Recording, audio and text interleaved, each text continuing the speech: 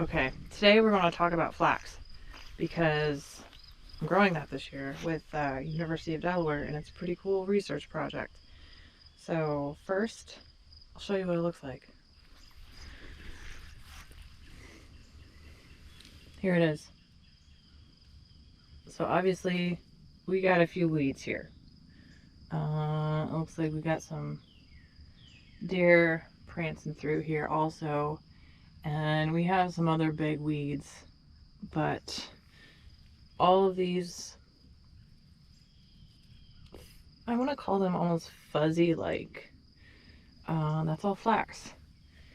And we have 10 plots that University of Delaware is coming out, and they're monitoring growth and insect pressure, soil health, some other things that are just above my pay grade. But yeah, this is what we're doing this summer, and then we will have 2 more years of this, hopefully.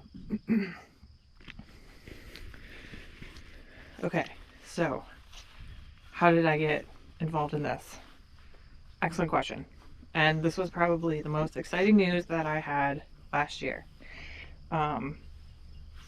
So I got connected with University of Delaware through actually Senator Fetterman's office last year. Reached out to Penn State. Penn State didn't have anyone who was really interested in this. Go figure. But then they connected me with University of Delaware, and in the entomology department, there's a professor there who has a student really interested in insects and upcycling, which is exactly what we're doing here. So I had a Zoom call with them. We all hit it off really well, like-minded, excited, wanted to work together in some capacity. So we applied for the specialty crop block grant, and we got it. It was kind of a flurry of getting around some letters of recommendation from 2 local farmers, but I got those done. And we got the A-OK for the grant. Found that out like July of last year, I think. Sometime in the summer after my van got hit, but whatever. So that's kind of what I've been working on. This field prep has been kind of labor intensive, but I'll give you some details. So this is a little more than 1/8 of an acre. It's a field that goes back 200 feet, plus a little bit more, but it goes back 200 feet. So each plot is 20 feet increments. And then it goes from this point to that point, about 46 feet. We have 5 variables we're looking at.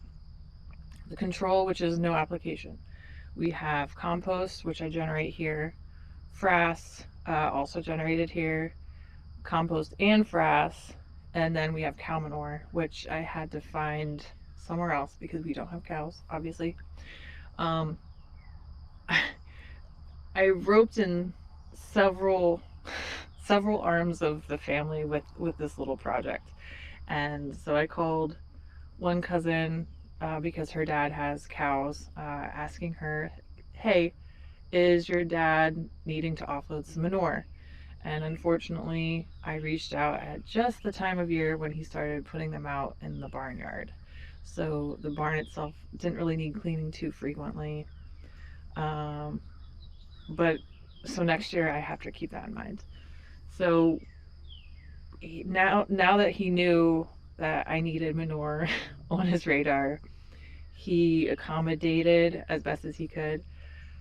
Okay, then I have to haul it. So then I tap another cousin on the shoulder, like, hey, can I borrow your trailer? Super big favor. I'll help you wash it out if it's really disgusting. And he came through and got it delivered here. And then, so we got the manure in the field. I started spreading it, and I have never done this before. shock of shocks. I've never done this before. So, I kept second guessing myself, wasn't sure.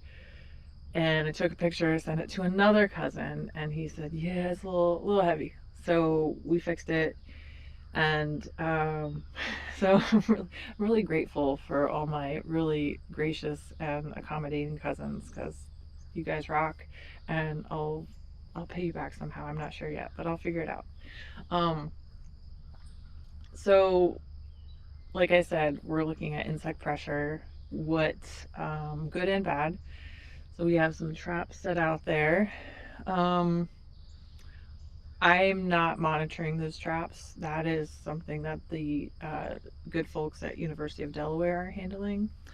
Also, fun fact, if you are aware of Doug Tallamy, he is in the same department as these guys. He's in the entomology department.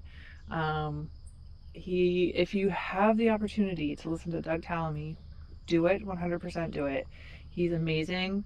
If you've ever wondered like what you can do to benefit the wildlife and the ecology in your backyard, read his book, listen to his talk. He has to be on YouTube. But Doug Tallamy is a huge advocate of rewilding your yard. So getting rid of your lawn to some degree, planting native plants, and that encourages insects like caterpillars, because your local birds, they want to feed their young, soft, delicate, succulent caterpillars. So you want to provide food for those insects to lay their eggs, to hatch caterpillars, for the birds to feed their young. So how about that? So insects, that's what we're looking at. We are also, we took some samples of the soil here. So we have those an analysis all stowed away somewhere.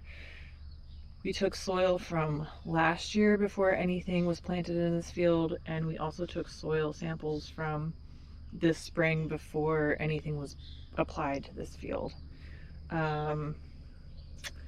There was also, let's see, what else did we do? We seeded it on April 23rd we seeded. It germinated by April 23rd, so 7 days is not too shabby. The goal was to have this planted by early April, and due to weather and mailing and other issues, it just didn't happen. But that's okay. April is still a perfectly wonderful time to get this planted. Ideally, the sooner flax is planted, the more of a head start it gets before the weed pressure. And like you saw, we got some weeds out there, and I'm not sure how we're going to manage that. The planting was not as regulated as it probably should have or could have been.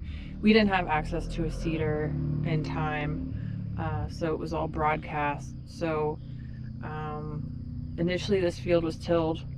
I did the applications. It was tilled again to incorporate the applications. Called a packer, seeded, and then called a packer again. And then voila, this is what we got right now. And today is May 29th, I think. So it's almost been a month of a germinated field, and it's all about uniform, about 6 inches, 5 to 6 inches tall. And okay, so how did I get into growing flax? I went to the PASA conference 2 winters ago, so PASA 2024. And if you're not familiar with PASA, it is the Pennsylvania Association for Sustainable Agriculture. And they've had conferences in Lancaster, Pennsylvania for eons. I went 2 years ago, and a variety of seminars for anyone and everyone in agriculture, but there was one that sounded really interesting about growing flax. And so I went, and these 2 really amazing women, Heidi and Emma, were not only talking about growing flax here in Pennsylvania, but they had really exciting news about a grant that they were awarded with the USDA. So they received $2 million to um, build and create an infrastructure to not only grow flax in Pennsylvania, but to process it with sketching mills and then turning it into a product. So they said if you have any property, farm, small patch of yard in your backyard, let us know and I will get you some flax and you can try growing it. So that's initially how I got interested in growing flax. It was all through the PA Flax project. And so they've been kind of shepherding my my research here on the farm. So this year we're growing, I believe it's the Lenore variety, and that is a dual purpose seed. So both for seed and fiber that is grown. So I think it doesn't grow quite as tall. Might be, I want to say 28 to 32 inches. Whereas what we could have grown, but we didn't have access to the seed in time, is known as Lizette. And that's one of the fiber varieties. And I think that grows to about 36 inches. I'm not sure what we're doing with this when it comes to harvesting. We hand harvested last year. There is a machine that will harvest, and it works most optimally on flat, and as you can see, this is not flat, on flat rock-free ground, and this is also not free of rocks. So we have kind of two strikes against us here, and I'm not sure how we're harvesting. Last year we started hand harvesting, and it was so tedious because a lot of stilt grass has grown into this.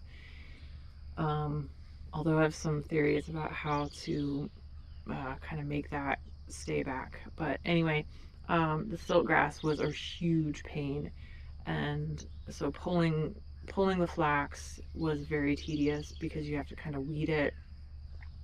But so the other aspect of flax harvest is it has to sit in the field, and so you pull it by the root and it lays down like in lovely little rows on one side, and this is called the retting process.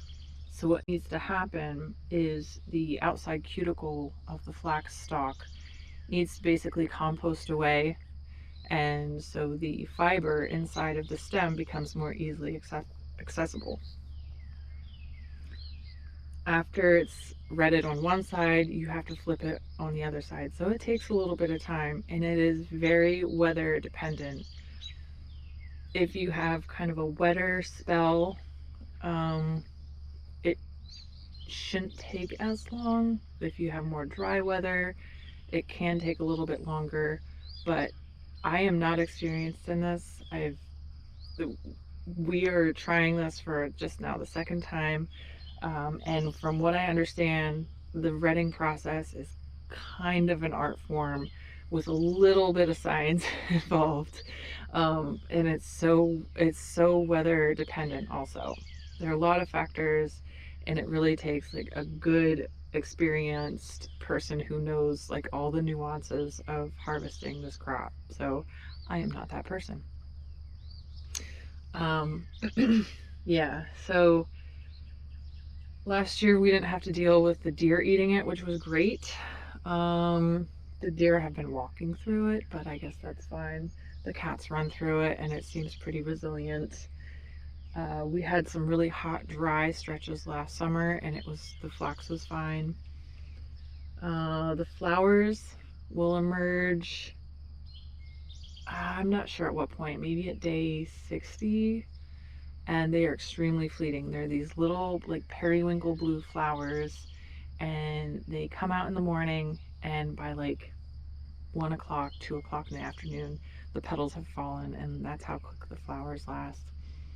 The bumblebees try the hardest to pollinate the flowers, and it's very funny to watch these giant bees try to fit into this lovely little flower. But yeah, that's how I got involved in the Flax and Frass project here. And I haven't made videos because I feel like I kind of ran out of content, and this has been a lot of work to get prepared. But my work here is done. I just make sure everything is fine. Um, and I have to say, getting involved with this research project has been extremely validating in what I'm doing. So that has gone a long way as far as just like bolstering bolstering my mood and my motivation for everything I'm doing here. Because otherwise, it can feel a little thankless and just hard work for not much of a payoff. But this has been really cool. I'm so excited about this.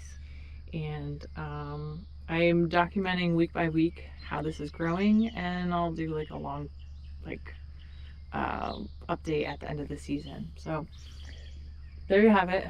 Flax and Frass here on the farm. So many F's. And thanks for watching. Keep it circular, all that good stuff.